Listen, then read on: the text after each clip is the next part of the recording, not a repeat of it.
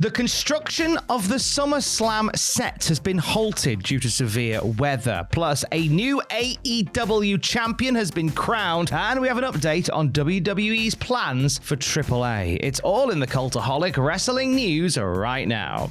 SummerSlam is this weekend. A little bit of a delay to proceedings over at MetLife Stadium. Yeah, flash floods have been hitting New York and New Jersey yesterday. I think they're due to continue, aren't they, for a little bit more as well? Only a little bit more. It should be good by the weekend, apparently. Yeah, Fightful Select report on this resulted in construction of the SummerSlam set being halted at MetLife Stadium and a shelter being put in place. Yeah, this is obviously for those who haven't been paying attention to the news.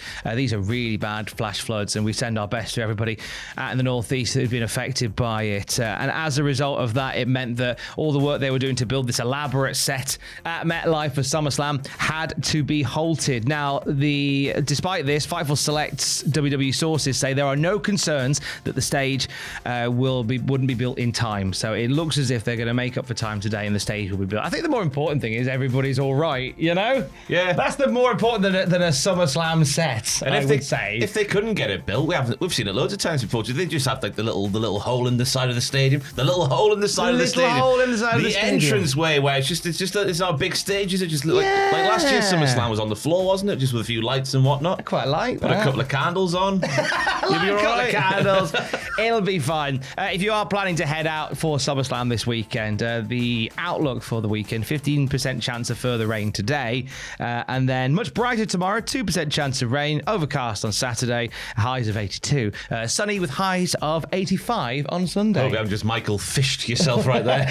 I know, yeah. It's going to be fine. Here comes the worst weather you've ever seen in your life. Oh, that's it. I'm basing it on local weather reports from AccuWeather. So that, and weather, like my underpants, sometimes changes. We'll obviously keep an eye on it here at cultaholic.com. Take a poncho. Yeah, do a Samoa Joe. Take a poncho. SummerSlam is this weekend. 9 pitches on the channel already, where we're looking at things that we want to happen. We want to happen. It's not what we think is going to happen. It's what we want to happen. And also predictions live with Andrew and Sam. Reactions for both nights, including all 3 hours of both kickoff shows. The Mad Bastards will be live with Andrew and Sam when the show is going on right here on this YouTube channel. What happened with me and thee afterwards, and the WTF moments with Ross and you on the Patreon as well. Yeah, it's probably Tuesday or Wednesday. We're combining the 2 nights into one video. One big chunky video just for you. Last night we had a Thursday edition of AEW Collision, and a new champ has been crowned in the world of All Elite Wrestling. The kids sometimes say they didn't have to go so hard, and this certainly applies to Kyle Fletcher and Dustin Rhodes, obviously for the TNT Championship. My goodness me, the bells and whistles were out. Then on the end of the bell, there was a whistle. On the end of the whistle, there was another bell, because the things they were doing were incroyable, as the French might say. Yeah, street fight for the TNT title between Fletcher and Rhodes. It saw Fletcher driving a screwdriver into Dustin Rhodes' knee.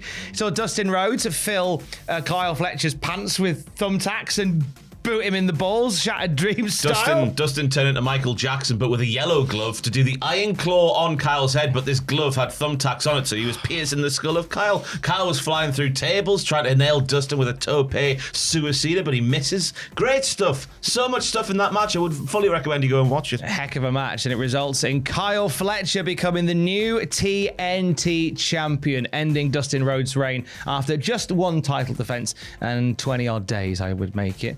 I think we're fully expecting that, weren't we? It was the nice moment, obviously, with the blow that was Adam Cole's news at All In, and the nice moment with the hometown-ish boy, Justin Rhodes. Justin Rhodes, everyone's favourite wrestler, Justin Rhodes. Dustin Rhodes winning for the feel-good moment. Obviously, Kyle, who I think might have been the one to take the title if logic was dictating that booking decision. Yeah, I think he probably would have had it at All in Texas. He would probably beat Adam Cole for it then. But look, we got a street fight along the way, and now Kyle Fletcher is the TNT champion. Heading towards Forbidden Door this month. Welcome to August, by the way. Pinch punch, first of the month. White rabbits. We have a world title match added to that, as Athena is cashing in her women's world title opportunity against Timeless Toni Storm in London. Oh boy.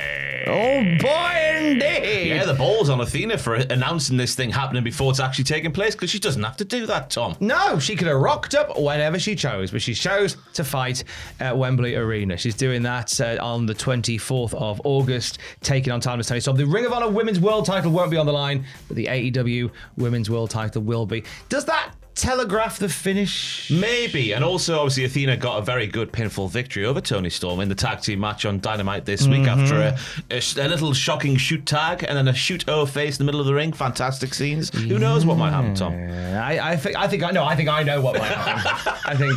I think Timeless is winning in London. Also confirmed for Vindor already, Kazuchika Okada is facing Swerve Strickland for the unified title. Yes, the Hurt Syndicate will defend their tag team championships against the winners of the Eliminator tournament. There was a heavy hint that it's going to be FTR versus Bucks in the final on Dynamite this week, just with a backstage interview they did together, foreshadowing potentially, or maybe not. Who knows what might happen? And Hiroshi Tanahashi's going to be in action, an opponent not yet confirmed though. All going down end of this month for Forbidden Door. Let's talk WWE and AAA. Obviously, it was announced at WrestleMania that WWE have acquired AAA. A few more ideas as to what this partnership is going to look like, and it seems as if AAA is going to become a developmental territory for NXT and WWE. This comes from a new report from The Observer. Yeah, they're saying they want to get rid of a lot of nostalgia acts and focus a lot more on younger guys. They want it to be different style to WWE because they're trying to market it as something different for the American audience, but they want the wrestlers to all learn an American style and to do English promos. Yeah. Sacre bleu. That's French. They are going to open a performance center in Mexico where they take young guys who they feel have a lot of promise on the independent scene to try and teach them American style, as well as AAA style and promos and character development. They are going to have American instructors and Mexican instructors. Now, the Mexican coaches are going to have to go to Orlando to learn how they do it in WWE. So they teach them how they want to do it in WWE. The idea is that AAA is going to be akin to sort of like an NXT Europe, NXT UK, to ideally to get the AAA guys onto NXT in America or WWE's main roster. My thoughts are with Conan at this time. At the first WWE AAA pay-per-view with Mr. Iguana taking over the world, of course. He was like, they're not going to change anything. Of course they are. That aged terribly very quickly. This is global localization, but in a different form that it was initially going to be. Yes, it certainly is. WWE are finding new and unique ways in which to globally localize, and this is one of them. They've already hired Jeremy Borash to serve as one of the key figures within AAA. Moody Jack Melendez is on the books as well. Pete Dunne is working down there as producer alongside Savio Vega. So there's already those fingers in the AAA pie, as it were. But where does Alberto Del Rio fit into all of this? Because as you've been following over the last few months, and if you've been following AAA for a long time, you'll know he is one of the more popular stars over there. Like, still gets big reactions despite the fact that when we know of his history with WWE, he's a guy that's going to find himself probably on the periphery of it all. Yeah, the Observer continues the report saying there are many who are pushing for Del Rio to leave AAA, but there are many who have been impressed with him in the way he carries himself. They're also aware that he's super over, as Tom mentioned there, in the promotion. Yes, Ernesto Ocampo from Super Luchas has reported there are many in WWE who want Al Patron to be booked on the main roster. Ocampo reiterated, however, there are no current plans for Al Patron within WWE. One source has told Cultaholic as well that WWE and TKO do not have Alberto Del Rio under contract and highly doubt they will in the future due to his prior issues. Prior sins is the word that it's an interesting one, because obviously there's very much like one style of like person they want to hire in the first part of the report, and then Del Rio sort of contradicts all of that because he's not young. You could label it a nostalgia act at this point in time in 2025. Yeah, I think you might find that he might move into that nostalgia act part. It's interesting to watch, and I'm going to be fascinated to watch how the AAA audience reacts to these things that are coming through, because Vikingo, who was essentially meant to be a babyface, is being booed in AAA. He's like WWE shill now, isn't he? WWE shill guy, you know. But then you get guys like Mr. Iguana, who are just, despite the fact that WWE love them, he's we love him, it don't matter. And then Alberto El Patron, who gets mad reactions as well, whilst he has been in storyline written out of the company. Of course, this is wrestling, and we know how that all goes. Really intrigued to see how this one goes down. It's a major part of WWE finding new and unique ways to, as you said, Ross, globally localize what they do. One of them is the WWE ID Championship. Today, the first ever WWE ID champion gets crowned. It's either going to be Cappuccino Jones or Jack Cartwheel. I had a chat with Jack Cartwheel last night. We got on Zoom and had a little conversation. We talked about how what this means to him at this point in his career. We talked about some of the kickback that some indie promotions have had towards the WWE ID system and how he kind of wants to come at it should he become champion today. Also, his great-great-grandfather invented the cartwheel. No. Are you calling Jack Cartwheel a liar? Are you calling my good friend Jack Cartwheel a liar? Yes, no. Well, that's incredible, that. And he's called himself Jack Cartwheel. He's called himself Jack Cartwheel. How do you invent the cartwheel? Do you just fall over in a very flamboyant fashion? If only there was a podcast on the Cultaholic podcast feed and a video version on the Patreon where you could find out. Oh, wait, there is. It's there right now. And for the very latest wrestling news at any time, you can check out cultaholic.com. Stay safe.